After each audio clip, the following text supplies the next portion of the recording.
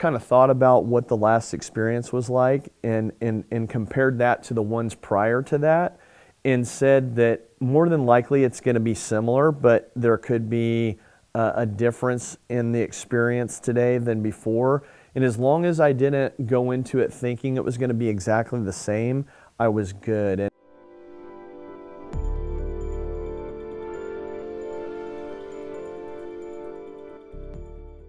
seeing moments in my lifetime, but not as myself, from the more like the outside looking in. Like I could see things that happen not only in my military career, but in my life, but not as if I was the person experiencing it, as I was a witness to it. So I was seeing it from outside of myself, and I know that might be hard to understand, but that's the best way I can describe it. So what it did for me is let me see that some of the experiences that I had in my combat time were not quite as bad maybe as the way I was feeling about it. Like being around other veterans and hearing their experiences, I was able to more put that into perspective. And I was able to see that, okay, you did everything you could do, or there was things that were not in your control. And outcome good or outcome bad, that was the fate of the experience. Not that you didn't do enough or you could have done something different. And I think that's what has given me this peace and calm within inside myself that I haven't felt in a long time, because I was able to see those things for what they just are. And it's something that I was a part of, but not something that I could have affected the outcome in a different way. That survivor's guilt, or, did I do everything I could? Could that guy still be here?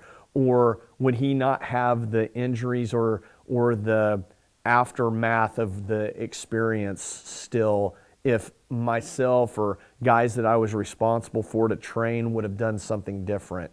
And to me, that's the most important thing, that you don't live with those regrets and it just consumes you.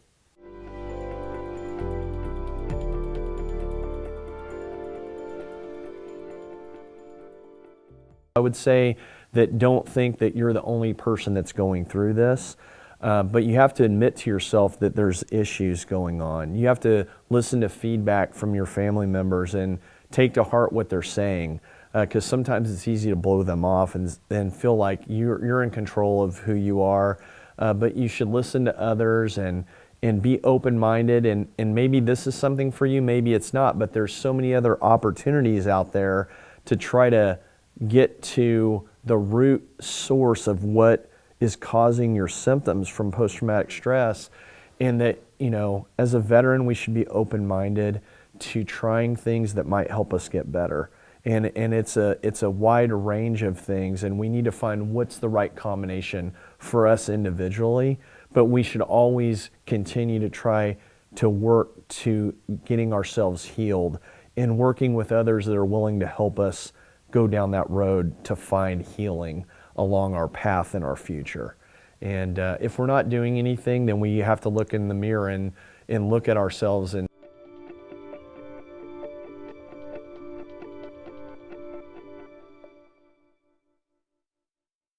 no doubt. There's no doubt. I mean, is it for everybody? Probably not. You have to be really open-minded about it. You can't have any preconceived expectations. No one's going to have the exact same experience that I had. And anybody that I've talked to that's done it, their experience was not the same as mine. It's all going to be how that medication interfaces with how your body works. And how open you are to getting to those deeper experiences that are inside of you, in your mind, in your memory. And but they are there, and this ketamine ride, if you will take you to that. It's just, are you open to really experiencing it?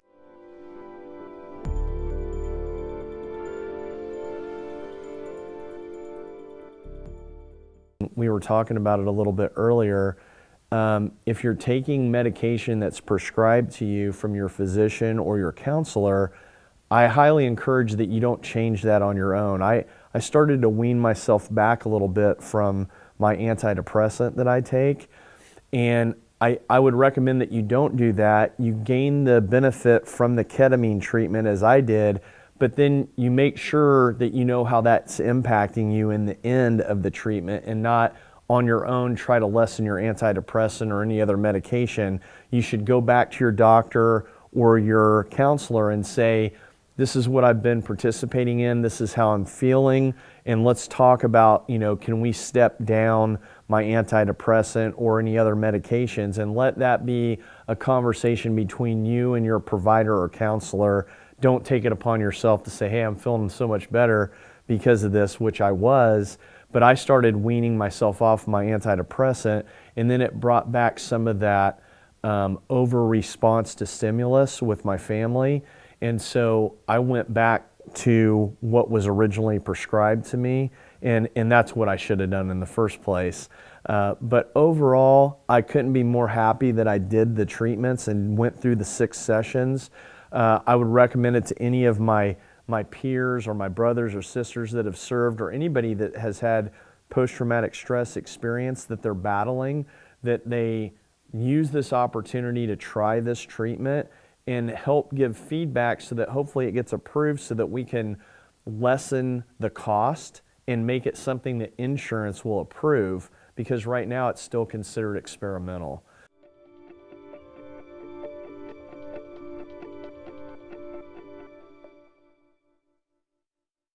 I didn't have any adverse effects other than maybe a little tired afterwards. No big deal getting a little IV or a shot so that that you don't get nauseous, because it is a surgical anesthetic that they're running through the IV. Ketamine is a surgical anesthetic, and it's a pretty amazing experience. And the staff at Synergy Recovery, they're awesome. They're there with you the entire time. They explain everything. They're there for feedback. They're there during your entire treatment experience. So I say all in. Give it a shot.